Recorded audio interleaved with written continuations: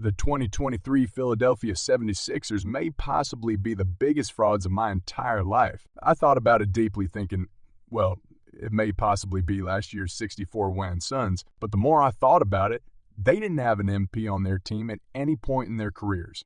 The 76ers had two, and they had the MP this year. Also, they damn sure didn't have a coach that's regarded as the top 10 coach of all time by the NBA. So with all those things being heavily considered, this most definitely is the team for me. I'm going to start with the head of the snake, Joel Embiid. This man cried for that MVP, essentially for 3 straight years. And this playoff run specifically for me at least, it proved that last week, him hoisting that MV and him having that moment with his son and all that, that was most definitely him winning his first NBA championship.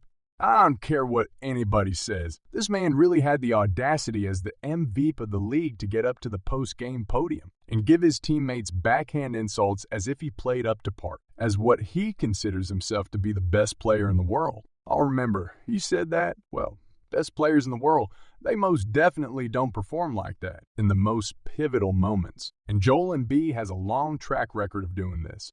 All these who's the best player in the world, a base that can literally swing anyway, depending on what time of the year it is, who underperformed. All that makes me do is appreciate the era in which we had the definitive best player in the world for at least 10 years. LeBron James, not to compare these two because honestly, it's offensive to LeBron to even make this comparison in the first place. But when LeBron was rightfully considered as the best player on the planet, it was because even in the games, the series, the finals he lost, he didn't leave room for you to question about who was the best player on the floor. No, you most definitely knew. For his career, a player that lived for moments where his back was essentially against the wall, looking what he did in elimination games. When you get to that point, that's when the whole world concedes, okay, that dude is the best player on the planet. Not because you had a few cool regular seasons for 65, 60 games each, and then you fizzle out on the playoffs every year. No, it don't work like that. Joel Embiid, after winning that, he picked Game 7 to have his worst game of the playoffs. And guess what's the sad part? This isn't the first time he's done that. And a matter of fact, before I even get to that, I don't even think it was just the worst game he had of the playoffs. You could legitimately argue that was the worst game he had of the season. His season low in games in which he played the majority of the minutes. His season low was 15 points. Last night, he had 15 points. In that regular season game in which he scored 15 points, he went 6 for 21 and shot 29 from the field. Last night, he went 5 for 18 and shot 28. So yeah, I think he picked Game 7 to have his worst game of the season. This is why Joel Embiid to me is so fraudulent, and the regular season stuff going forward means absolutely nothing. In the regular season, this match scored 30 points or more, 44 out of 65 times. He was so dominant in the regular season in which I raved the body and praised him for it. He even had like a 10-11 game street grade score, 30 points shooting 50 from the field, which at that time was historical. He was the first center to win back scoring titles. Going back to last year, he was the first center that averaged 30 and 40 years. And he came back this year and duplicated it, and the playoffs, we see none of it. This season, this man had 39 games in which he scored at least 30 points or more and shot 50 from the field. In the playoffs, you know how many times he did that? He never did it. He literally never did that. In these last two seasons, these last two regular seasons, he's first in points a night. When we translate into the playoffs the exact same year last year and this year, do you know where he ranks amongst players in points a night in the playoffs? He's 16th. This man just had a playoffs as an MVP in which he just had the biggest point per game drop, off from regular season to the playoffs ever. And going back to this not even being his first time voting in the biggest moments. Look at this man's career in elimination games. It's been pathetic, especially for a player of that caliber. I just told you, he picked last night Game 7 of an elimination game to have the worst game of the entire playoffs. Last year against Miami, he picked Game 6 of the elimination game to have the worst game of the playoffs. Last year, he missed the first 2 games against Miami in which they fell down 0-2. They won the next 2 games when he came back. And then in the next following 2 games, he never showed up. And it's like he always has that pre-ready-made excuse of what you all didn't beat us on one leg. His face is broken. His knee hurts. His finger hurts. I'm just over it, bruh. And the season before that, the 2020, one season where they were the first seed, and Ben Simmons basically got scapegoated, rightfully so. But Joel Embiid wasn't perfect in that Game 4 against Atlanta, a team they really had no business being that competitive against a chance to go up 3.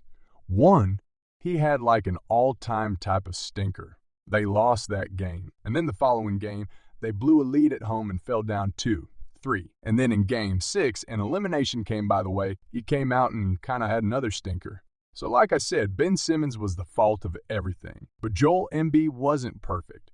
Going back 4 years ago against Toronto, they got up 2-1. And in the next 4 games, look at what this man did or didn't do. In that Game 7 against Toronto, he and Kiwi both played the most minutes out of anybody on the floor. Kiwi had 41 points and hit the game winner. Joel Embiid had 21 points and went 6-18. So, like I said, this man has a legit history of playoff chokes. He always just had a few scapegoats in front of him.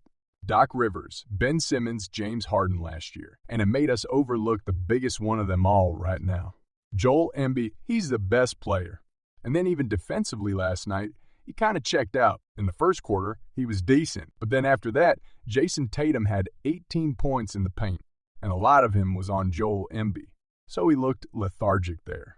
And then the icing on this terrible cake. You come out in the post-game conference and you say it has to be more than just you and James Harden, as if you bought one. In fact, neither one of all showed up.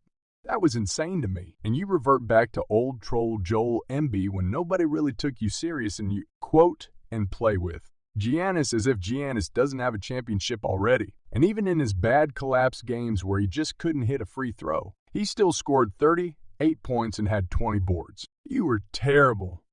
So, like I said, man, I lost a lot of respect for Joel Embiid. I'm going to be honest with you. Also, James Harden, I'm not going to hone in too much on how he choked. Because at this point, it's literally beating the dead horse. When somebody shows you who they are time after time after time, you have to believe them. Or is your fault now? James Harden. And I don't really think this is new because we already kind of knew this. But he officially stamped himself as a generational choker in this series specifically. And I believe this may have been his best chance to actually win an NBA championship. Outside of that 2018 run with Houston, he really had 3 great games and 2. What's to come games? The last 2 games, a great chance to make his first NBA Finals in his prime, by the way. He was just ass like that. That's the best way to describe it. All he did specifically in this Game 7 was drive, penetrate, kick, and get out the way. When the play broke down, that's all he did. In the second half, mind you, the game was a 3-point game going into the halftime. He scored 3 points. That is James Harden at his finest. I'm done with him. I understand what he is. I would never try to get expectations for James Harden.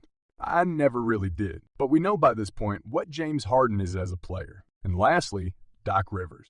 I saved him for last because I don't want to be too hard on him per se, but for whatever reason, this man just can't get the best out of his best players.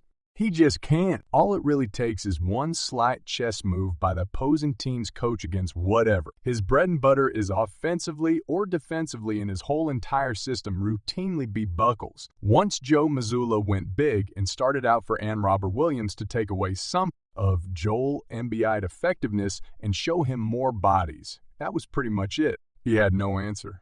Doc had no answer. Now, this man has lost 10 Game 7s. That's 5 more than any other coach.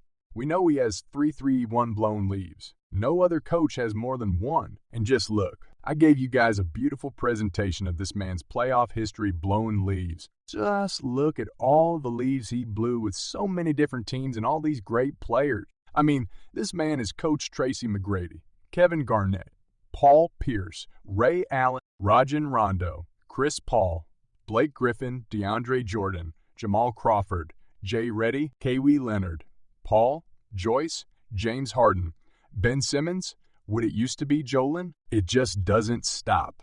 He is the common denominator, man. All those players I just named, he spent ways to blow significant major leads with all of them. He has to go, man. He just has to.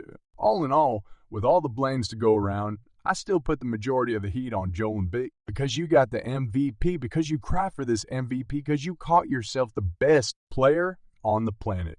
all of this, and you laid another egg. I'm putting it on him. If you guys like this video, like I said, man, this is one of the biggest fraudulent teams I've ever seen.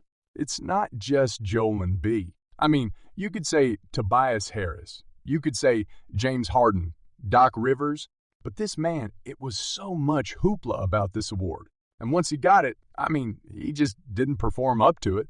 And that's very bothersome.